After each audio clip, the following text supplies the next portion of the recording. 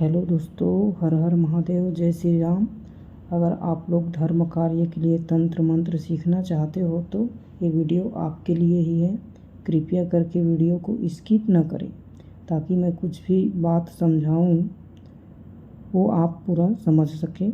आप तंत्र मंत्र क्यों सीखना चाहते हैं, सबका एक रीज़न होता है। जैसे कि कोई तंत्र मंत्र से पीड़ित होते हैं या किसी दूसरे व्यक्ति के द्वारा टोना जादू कराया गया हो, या कोई अपने शौक़ को पूरा करने के लिए सीखते हैं। सबसे पहले मैं अपने ही जीवन के बारे में बताना चाहूँगा कि मैं क्यों तंत्र मंत्र को अपने जीवन में लाया हूँ। अभी मैं 27 वर्ष का हूँ। आज से 12-13 वर्षों साल पहले जब मैं 14 वर्ष का हुआ करता था, तब मेरे माताजी और पिताजी दोनों की तबीयत खराब रहता था। मेरे पापा बार बार पागल हो जाते थे और माताजी की हमेशा तबीयत खराब रहती थी। मेरे पिताजी बार बार शराब पीते थे और घर में 200-400 रुपये रखी रहती थी मेरी माँ जी। उसको पीने के बाद घुमा कर आ जाते थे और दूसरे से झगड़ाई हो जाते थे। यहाँ तक सब ठीक था, लेकिन मेरे पिताजी को जब होश आता था तब मैं पूछता तो पिताजी बताते कि मैं तो कुछ नहीं किया हूँ, ज़बरदस्ती कैसे बोल रहे हो मुझे। लेकिन पता नहीं, मैं दारू नहीं पीऊँगा बोलता हूँ, अपने आप दारू तरफ मेरा दिमाग चला जाता है और बहुत दारू पीऊँ लगता है कि पीने के बाद होश नहीं रहता, फिर पता नहीं क्या होता रहता है। आगे इन सब को सुन कर के मैं पिताजी को एक तांत्रिक के पास लेकर गया। फिर वो तांत्रिक झाड़ फूँक किए, फिर पिताजी ठीक हो गए। उसके 3-4 महीने बाद फिर वही हरकत चालू हो गया। फिर लेकर गया, फिर ठीक हो गए। उसके बाद हम लोग को पूरा पता चल गया कि हम लोग के ऊपर कोई जादू टोना करा रहे हैं। फिर मेरे पिताजी के मामा जी भी बहुत बड़े तांत्रिक थे। फिर पिताजी अपने मामा जी के पास गए। फिर पिताजी अपने मामा जी को बोले कि मामा जी, आप मेरे बेटे को ज्ञान तंत्र मंत्र सिखा दो, आज आपकी बड़ी मेहरबानी होगी। फिर पिताजी के मामा जी बोले क्यों नहीं, कल से भेज देना, सिखा दूंगा। फिर मैं दूसरे दिन से जाने लगा। फिर ज्ञान प्राप्त किया और दीक्षा भी लिया। सभी प्रकार का सीख चुका था। तभी मेरे गुरुजी के बेटे और पोता को जलन होने लगा।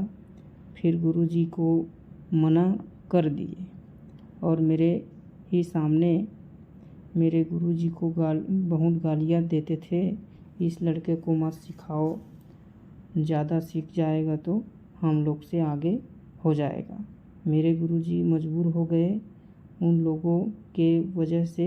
फिर मैं भी चरण स्पर्श करके बोला, गुरुजी आप तो सदा मेरे साथ रहेंगे, आपकी आशीर्वाद मेरे साथ रहेगा, यही तक का मेरी किस्मत लिखा है, अपना ख्याल रखना बोल के आ गया।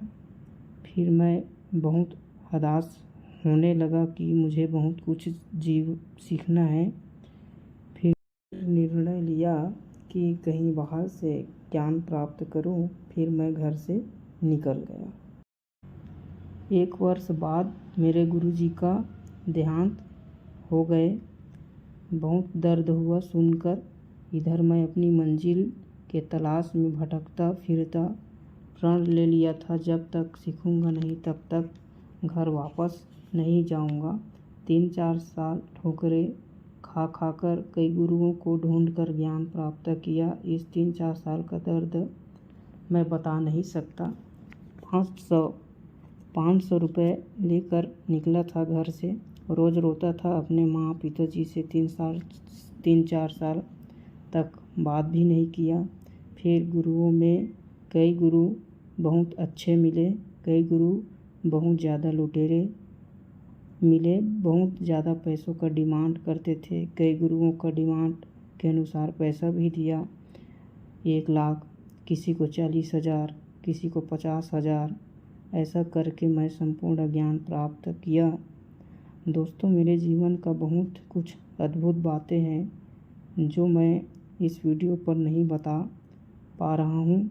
मैं चाहता हूँ कि मेरे जैसे आप लोग मत भटको। आपसे निवेदन है कि आप मेरे मार्गदर्शन का लाभ उठाओ। आज से मैं प्रतिदिन एक एक मंत्र अपलोड करते रहूँगा, जिसे आप लोग अपने जीवन को जीने में सरल बना सकें। हर हर महादेव। और दोस्तों, एक बात और कहना चाहूँगा कि मेरा कॉन्टैक्ट नंबर वीडियो के डिस्क्रिप्शन में डाल दूँगा। आप लोग निफ़िक्र रहें। जो सीखने के लिए चाहते हैं दीक्षा ज्ञान प्राप्त, उनको बिल्कुल सिखाया जाएगा। चलो मैं आज का मंत्र बता देता हूँ। शरीर बंधन का खुद की रक्षा बहुत ज़रूरी है। जब आप खुद की रक्षा कर पाएंगे तभी आप दूसरों की रक्षा कर सकेंगे, और धर्म कार्य में ये ज़रूरी है। तो मंत्र सुनिए। अन्न बांधूं जल बांधूं, बांधूं आठों अंग शरीर, मेरे बांधने से नहीं महादेव बजरंगबली के बांधने से वज्र का शरीर बंधा जाना। ओम नमः शिवाय। इस मंत्र का जाप, इस मंत्र को पढ़ के केवल एक ही बार पढ़ना है दोस्तों। एक बार पढ़ के अपने शरीर को फूंक देना है। फिर आप कहीं पे जाओ, शमशान जगह में, ऐसे सुनसान कहीं पर भी जाओ, आप शमशान में भी सो जाओगे तो भी आपको उपद्रव शक्ति नुकसान नहीं कर पाएगा। अगर सीखना हो और कुछ जानकारी चाहिए तो आप डिस्क्रिप्शन के नंबर से व्हाट्सएप ही करें, कॉल ना करें, व्हाट्सएप करें। यही बेहतर होगा ताकि मैं आपका रिप्लाई दे सकूं। ठीक है, इतना ही बोलना चाहूँगा। हर हर महादेव। ओम नमः शिवाय। जय श्री राम। सबको मेरा नमस्कार, प्रणाम।